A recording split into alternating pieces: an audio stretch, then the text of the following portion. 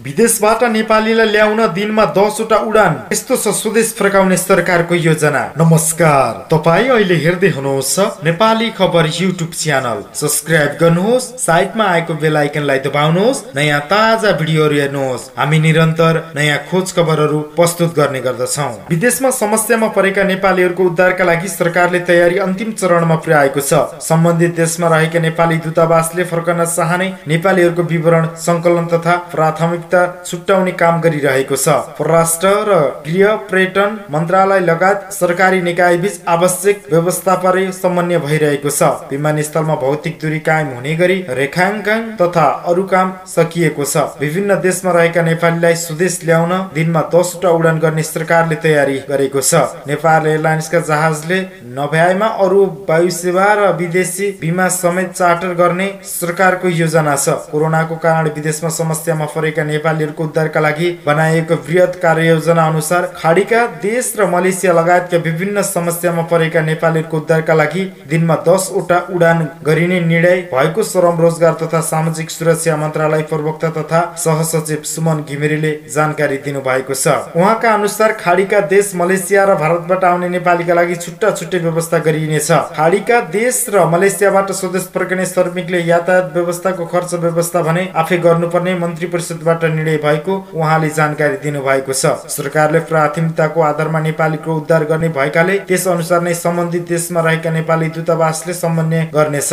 जेठ 12 गते बसेको मन्त्री परिषद बैठकले कोरोनाको कारण विदेशमा समस्यामा परेर नेपाल आउनै पर्ने अवस्थामा रहेकालाई ल्याउने निर्णय गरेको थियो। त्यस अनुसार कोभिड-19 सीसीएमसीले स्वदेश फर्कने नेपालीको व्यवस्थापनका लागि वृहत कार्ययोजना तयार पार्यो र त्यसलाई मन्त्री परिषदले स्वीकृति गरिसकेको छ। मन्त्री परिषदले कार्ययोजना पारित गरेसँगै भारत बाहेकका 13 देशबाट नेपाल आउनेहरूको विवरण तयार गर्ने काम भइरहेको छ। प्रदेश जिल्ला र पालिकागत विवरण रूपमा विदेशी स्थित नेपाली राजदूतावासले तयार पारी परराष्ट्र मन्त्रालय मार्फत गृह मन्त्रालय, पर्यटन मन्त्रालय र सीएमसी लाई उपलब्ध गराउनेछ। प्राथमिकतामा परेको सबै विवरण आइसकेपछि उडानको कार्यतालिका चाहिँ हवाई उडान क्षेत्रसँग समन्वय गरेर निर्धारण गरिनेछ। संख्याको आधारमा कुनै देशबाट एकै दिनमा 2 उडान पनि हुन सक्नेछन्। यस्तो छ उद्धारको प्रक्रिया। विदेशमा समस्यामा परेका नेपाली स्वदेश फर्कन आतुर छन्। कतिपय कोरोनाको डर र अन्य कारणले पनि स्वदेश फर्कन खोजिरहेका छन्, तर सरकारले अति नै समस्यामा परेका झण्डै 25,000लाई मात्र तत्काल ल्याउने योजना बनाएको छ।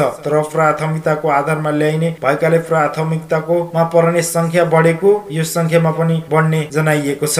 प्राथमिकतामा परेकाले सम्बन्धित देशमा रहेको नेपाली दूतावासले तोकेको स्थानमा गएर स्वास्थ्य परीक्षण गर्ने श्रम मन्त्रालयका प्रवक्ता घिमिरेले बताउनु भएको छ। कोरोना पोजिटिभ देखियो भने समस्यामै परेको भए पनि तत्काल स्वदेश फर्कन पाइने छैन। नेपाल आइसकेपछि भन्सार अध्यागमनको प्रक्रिया पूरा गर्नुपर्नेछ। यो प्रक्रिया पूरा गरिसकेपछि नेपाल सरकारले व्यवस्थापन गरेको होल्डिङ सेन्टरमा जानुपर्नेछ। विमानस्थलबाट होल्डिङ सेन्टरसम्म जानको लागि सरकारले नै यातायातको व्यवस्था गर्नेछ। चक्रपत्ता आसपासमा पार्टी प्यालेस लगायत उपयुक्त ठाउँ होल्डिङ सेन्टरको व्यवस्थापन गरिने श्रम प्रवक्ता घिमिरेले बताउनु भयो। उहाँका अनुसार होल्डिङ क्षेत्रमा पुगेपछि त्यहाँको समन्वयको काम सबै नेपाली सेनाले गर्नेछ। होल्डिङ सेन्टरमा ज्वरो नाप्नेदेखि स्वास्थ्य परीक्षणको काम हुनेछ। स्वास्थ्य जाँचसँगै विदेशबाट फर्कनेले आफ्नो स्वास्थ्यको सघोषित केही फारमहरू पनि भर्नु पर्नेछ। होल्डिङ सेन्टरमा ज्वरो नापिन्छ। ज्वरो 100 भन्दा माथि देखिमा उहाँहरूलाई आइसोलेसनमा राखिन्छ भने ज्वरो नदेखिएकालाई नेपाली सेनाकै समन्वयमा जिल्ला सदरमुकाम पुर्याइन्छ। प्रवक्ता घिमिरेले भन्नुभयो, ज्वरो आएका केही लक्षण देखेकालाई भने जिल्ला सदरमुकाम पठाइने छैन। काठमाडौँमै आइसोलेसनमा बसेर स्वास्थ्य ठीक भएपछि मात्रै जिल्ला पठाइन्छ। होल्डिङ सेन्टरमा विदेशबाट फर्कनेलाई निशुल्क सिम समेत उपलब्ध गराइन्छ। आफूसँग पहिले नै सिम कार्ड छ भने त्यही सिम कार्ड चलाउन पनि पाइनेछ। त्यही मोबाइल नम्बरको आधारमा सरकारले उनीहरूको आवत जावतलाई निगरानी गर्नेछ। आफ्नो जिल्ला फर्किसकेका नेपालीलाई कुनै समस्या परेमा सरकारले उपचार समेत व्यवस्था गर्नेछ। फर्कने सबै आफ्नो मोबाइल राम्रो स्वास्थ्य एप्स डाउनलोड गरेर त्यसमार्फत आफ्नो स्वास्थ्यको अद्यावधि विवरण उपलब्ध गराउनु पर्नेछ। विदेशबाट फर्कनेले आफ्नो घरमा पुगिसकेपछि 60 दिनसम्म अनिवार्य रूपमा त्यो नम्बर सक्रिय राख्नुपर्छ। त्यही नम्बरकै आधार नै फर्किने स्वास्थ्य बारे सरकारले जानकारी लिनेछ।